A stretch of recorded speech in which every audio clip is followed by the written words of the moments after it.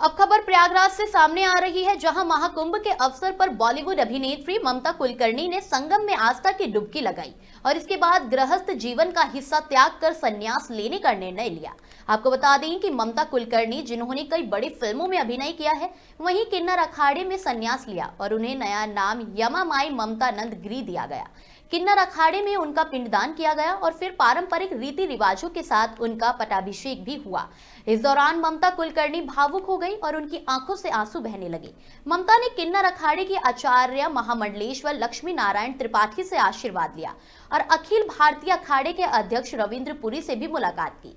संन्यास के बाद ममता ने कहा कि यह उनके लिए सौभाग्य की बात है कि वह महाकुंभ की इस पवित्र बेला में भाग ले रही हैं और संतों का आशीर्वाद प्राप्त कर रही हैं। आगे बता दें कि ममता कुलकर्णी ने बताया कि उन्होंने 23 साल पहले अपने गुरु श्री चैतन्य गगनगिरी से कुपौली आश्रम में दीक्षा ली थी और अब वह पूरी तरह से संन्यास जीवन में प्रवेश कर रही हैं।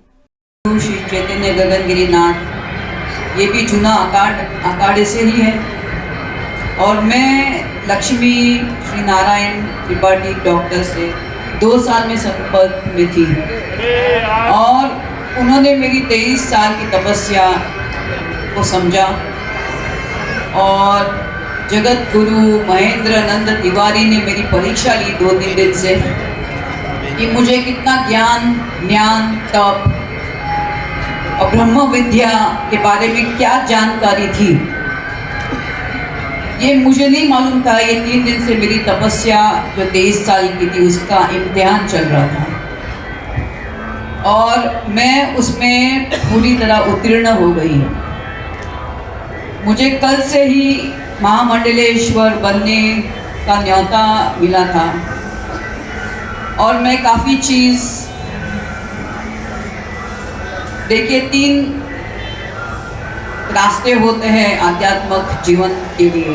एक वामपंथी होता है, दक्षिणापंथी होता है और एक मध्यमपंथी रास्ता होता है और लक्ष्मी नारायण त्रिपाठी जी इसी मध्यम रास्ते की महामंडलेश्वर है। मैंने जो 23 साल से ध्यान और तप मेरे गुरु द्वारा जो भी मुझे प्राप्त हुआ,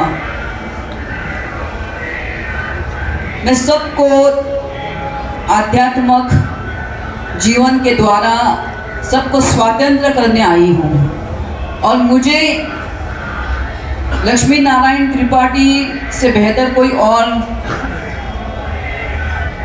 संस्था मिली ही नहीं, सोच ही नहीं सकती थी। मैं सांसारिक जीवन में रहते हुए भी मैं चाहती थी स्वतंत्र से मैं अपना जीवन जीऊँ।